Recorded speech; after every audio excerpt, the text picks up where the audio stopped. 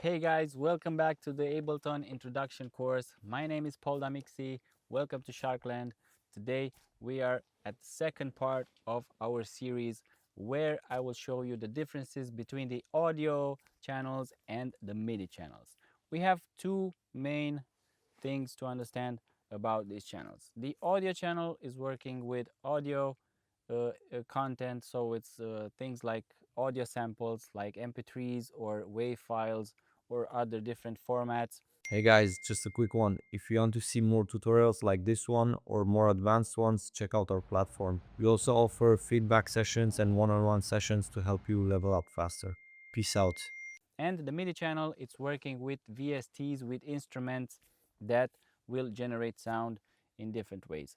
So you will use loops and samples on audio channels and instruments like Serum or Contact or other VSTs on the MIDI channels. This is the most important part. You have to remember this. I hope you got used to the interface of Ableton Live and you got comfortable with it, because today we will start to make some noise using some loops for the audio channels and some instruments for the MIDI channels. So let me just really quickly go grab a loop. Let's take a kick loop. So to load up a sample or a loop in a channel, you have to just drag it from the browser, take it with your mouse and drop it on a clip in the first audio channel. This way, now we have loaded a kick on the first channel in our first clip. When I hit this play button here, it will start playing. Let me just drag the volume down a bit.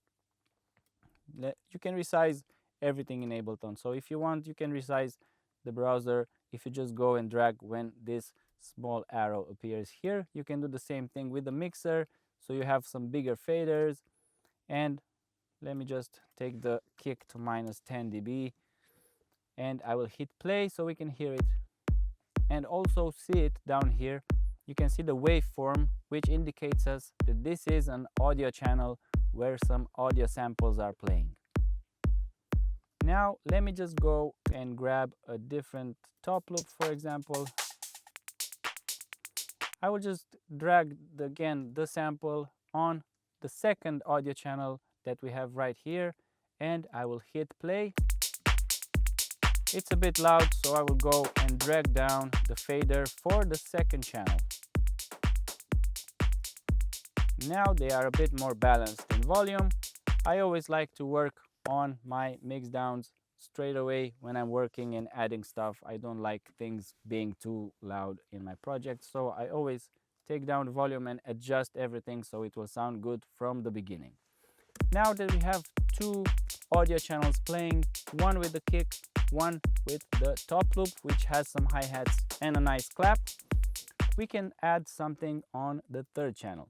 Now we have to remember that on the third channel, if we will drag an audio loop or sample, it will change it to an audio channel, because Ableton is smart enough that it can detect what type of content we are dragging and dropping on it. We don't want a loop loaded on the third one, we want an instrument. So for that, I will go in the browser here on the left.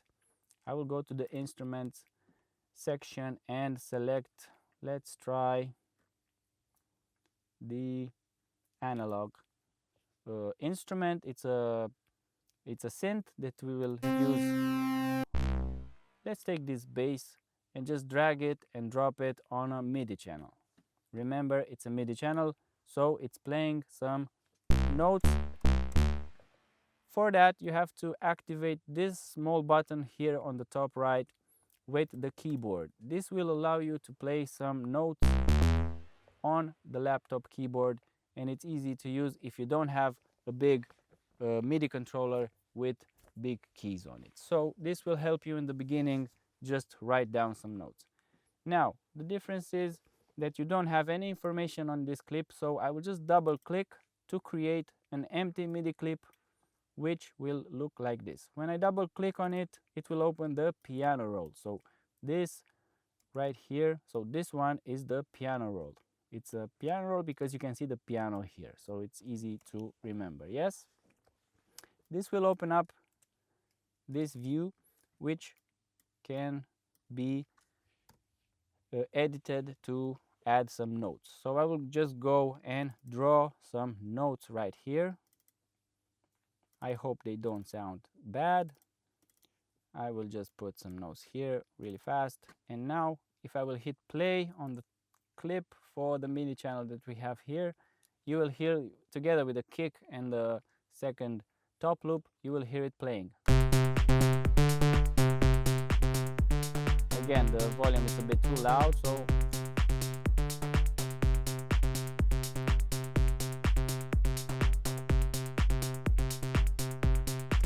now I will just take them one octave down. I will show you later how you can do this when we edit some clips.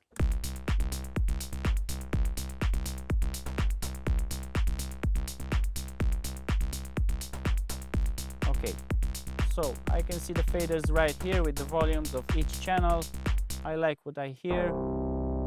I will just grab and drag another one here, and now I will hit just this round button here to record something. So if I hit this one, it will start counting 1, 2, 3, 4 and start recording. So I can use my keyboard on the laptop to draw some notes. So let's see this way how it works. I will hit the round circle here to hit record.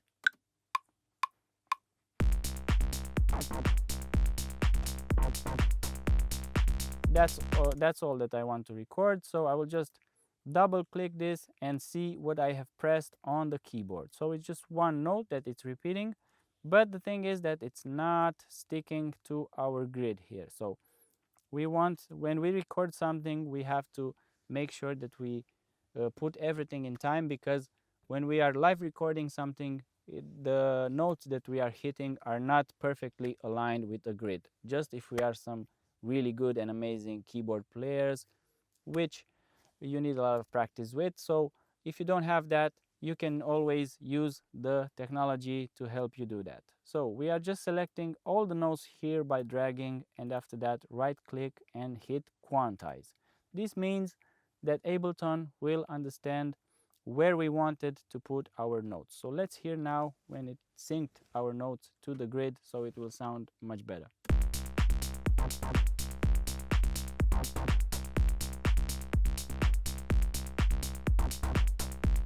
Perfect. Now we liked what we recorded, but the loop that we have created, the clip, so this one here is a clip, yeah, it's a MIDI clip.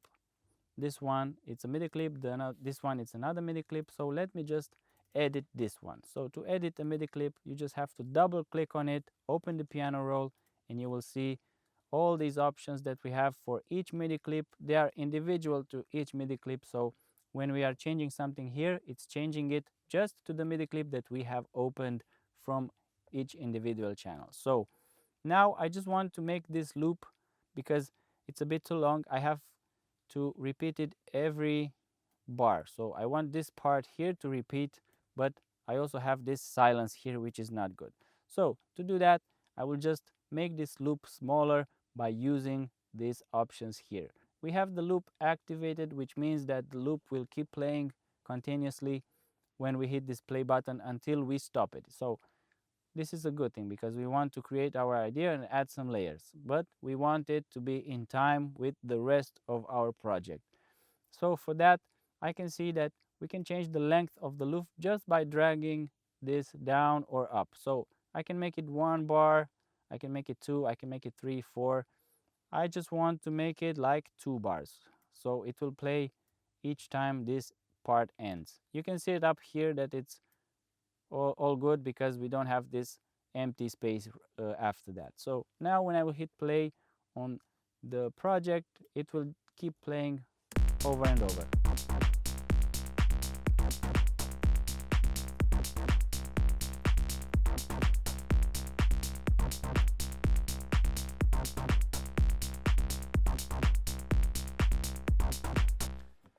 Okay, so this way we have like 2 audio tracks, 2 MIDI tracks. I hope you understand the difference between them. It's really not that complicated. One is for audio samples, one is for instruments. Always remember that. You have 2 options to make MIDI clips. You have to double click here. I created another one, an empty MIDI clip. or we can hit record and press some keys on the keyboard or on a MIDI controller, and you will see the notes that you have pressed appearing on your MIDI clip that it's selected. So these are the main differences between these two types of channels in Ableton Live. It's very important to understand the differences between them. If you do, you are ready for the third part, which will come next. Hope to see you then. Enjoy and keep practicing. See you soon. Bye.